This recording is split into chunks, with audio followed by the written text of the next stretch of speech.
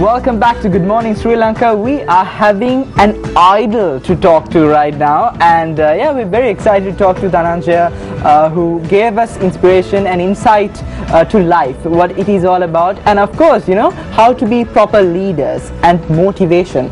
And those are some of the big words that we find in the dictionary of life.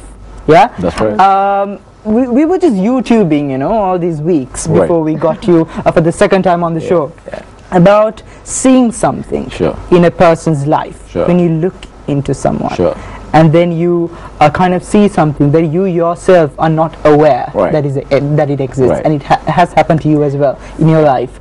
Tell us about it. It's happened so many times, right? I think at the end of the day, like we are like this amazing. I use this analogy a lot. We're like this amazing washing machine. Imagine the most powerful washing machine you have. Like it's the most powerful washing machine ever built, and you get this washing machine. It's got like thousands of buttons to do thousands of functions, but you just don't get the user manual, right? So you got this huge chunk of powerful equipment sitting in front of you, and you don't know how to use it. But there have been people who've used this washing machine before, and they know what button does what. And that's exactly what happened to me. I had a lot of potential when I was growing up, but I really couldn't discover it on my own because I didn't have the user manual with me. As I grew up, what I found out was there were several people who really noticed some of the buttons and then started pushing them. They saw that I was able to do this function, I was able to think like this way, I was able to speak, I was able to talk, and they started pushing the right buttons. And through them, I really started to kind of self-actualize and achieve my potential. On that note, is it important that others note that you are a born leader, and then just to kind of know that in you? Yeah, it's important because when you look at leadership qualities and leadership potential, the individual himself can't realize it because he doesn't have that user manual with him. But if you surround yourself by people who can see it, then that's a great opportunity, it's a great asset for you, because they'll take you and they'll coach you how to be a lead and how to groom these potentials into something which is more realistic and groom it into reality. And that is one of your mantras, isn't it? Surround yourself with people who have your best interests at heart, because you've told this to me earlier as well. And how important is that to lead a successful life? I think it's very important. Today, if you talk to someone and if you listen to TV, YouTube, or anyone, if they tell you 10 things, 9 things are lies. I mean, we got so many people just saying lies, right? And so many people buying into it and following the wrong way. So it's so important to find people that'll tell you the real direction, the real path to be successful, to become a leader. And if you get caught with the wrong people and you listen to the wrong advice, what happens is you're just going to be average. You're never going to be the person who you were born to be. What's a stepping stone for being a good leader? Because I know a lot of people, the fans, the audience of Good Morning Sri Lanka right now, on a bright morning, want to know exactly where to start, because it seems a long mile. Right. Where do you exactly start? Probably I'll give you 3 things that you need to do. Start getting uncomfortable. That's number 1. Because leaders are always uncomfortable. Because when you're uncomfortable, that means you're moving in a certain direction. Number 2, you need to find a place that really energizes you. It could be a mentor, it could be a teacher, it could be a forum that when you go into it, they appreciate you, they see your value, they see your potential, and then they start to cultivate that. Number 3, start doing. A lot of us do a lot of thinking and like 10% of doing. It should be the other way around. You should do 90% doing and 10% thinking, because leaders are people who found their purpose in life. And this is so interesting, because your dream and your purpose are 2 different things. I could sit in this couch and think of my dream. My dream will be, okay, I want to be in a yacht in Monte Carlo, I want to have a summer house in Paris. I could really dream now. But my purpose doesn't come if I just sit here. Your dream is always the outcome. Your purpose is the vehicle you get to your outcome from. And this is the most important part. You discover your purpose. And how do you discover things? You go on an adventure. So you might have the biggest dream in life, but unless you have a purpose, you will never get there. So leaders are people who have a dream, but then they also figure out their purpose through experimentation. So they do a lot of things, parallel things, sometimes not even related to what their core job and function is, because they want to discover their purpose. And as Steve Jobs said, you can only connect the dots looking backwards. So sometimes you're doing things, you don't know how this is related, but later on in life you look back and say, my God, this was really related, this was really related, and you can connect the dots. So those are the 3 things that I would advise you to do. I'm being a very layman on this matter, as you're an expert talking to us on this. Now, I completely and utterly understand the latter 2 points that you were talking about, but the first one being uncomfortable, I quite didn't get it, as in, how do you exactly define it being uncomfortable with? It's like this. If you wake up, if you wake up every day, and you got a stable job, if you got a stable income, and you feel very comfortable with where you are right now, you're not progressing in life. Most probably, you're working to make someone else rich. You're not working to make yourself rich. So if you wake up today and if you wake up in the morning and you realize, I don't know where my money is going to come from, I got to work harder now, I got to think smarter, I got my bills to pay, I got a kid and a wife at home who I have to feed, I got to think smarter, come up with the next best idea. When you're uncomfortable, that idea will come to you. For example, I'll give you a couple of examples. Honda, Mr. Honda, he world-renowned guy. His factory burned down 3 times. And when he was in Japan, there was this tremendous shortage of gasoline.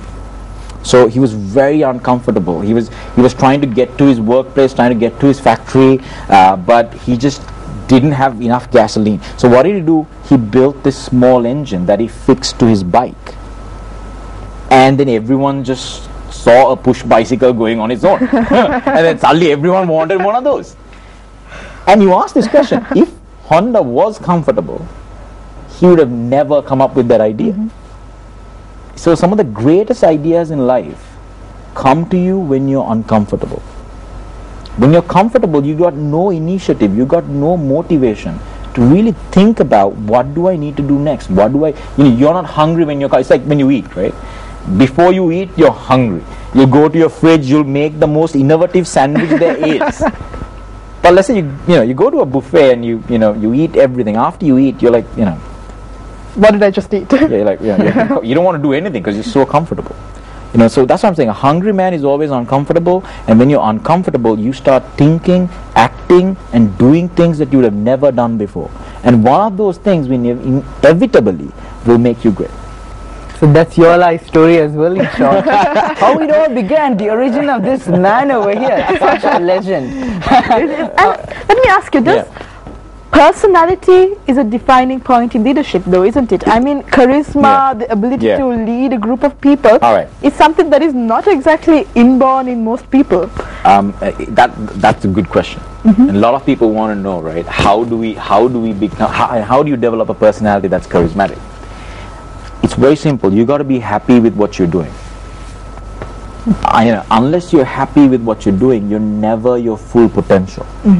If you are constrained in some sort of way, if you're not following your dream, if you're not following your ambition, if you wake up every day to do a job that you hate to do, you're never going to develop that personality. No one is going to follow you. The twinkle in your eye, the sparkle in your smile will only come when they see that you're doing something you love to do.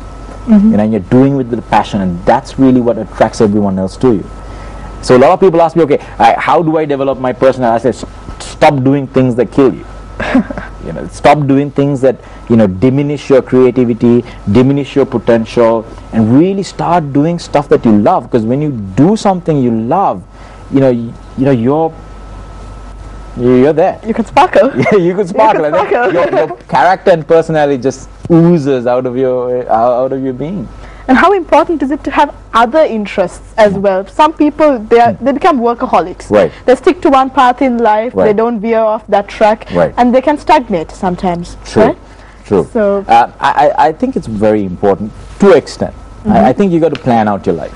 Right. I think for me, when I was from 21 to 24, I wasn't studying. I was dancing. I could confidently say that while all of my friends were studying, I danced my life away.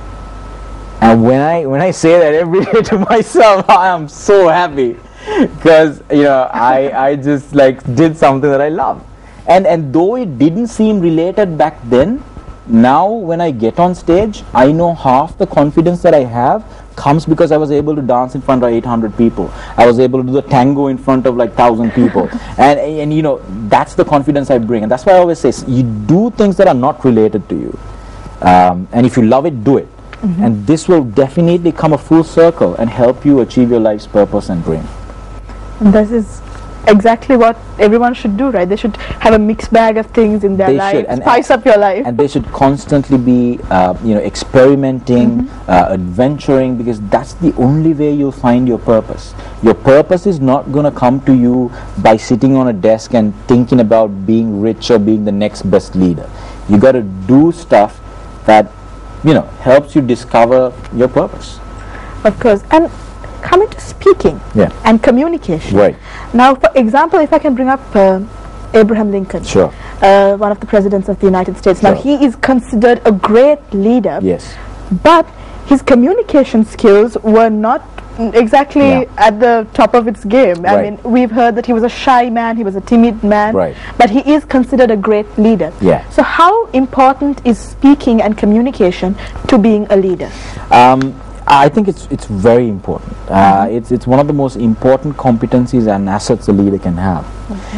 But it also depends on the industry and the time period you're in. For example, if you're in a knowledge-based industry, sometimes your communication skills may not be as important, as relevant as your ability to do something technical. It's just that you need to find what inspires your team. Sometimes it could be a amazing speech. Sometimes it could be you just providing a solution to an amazingly complicated problem.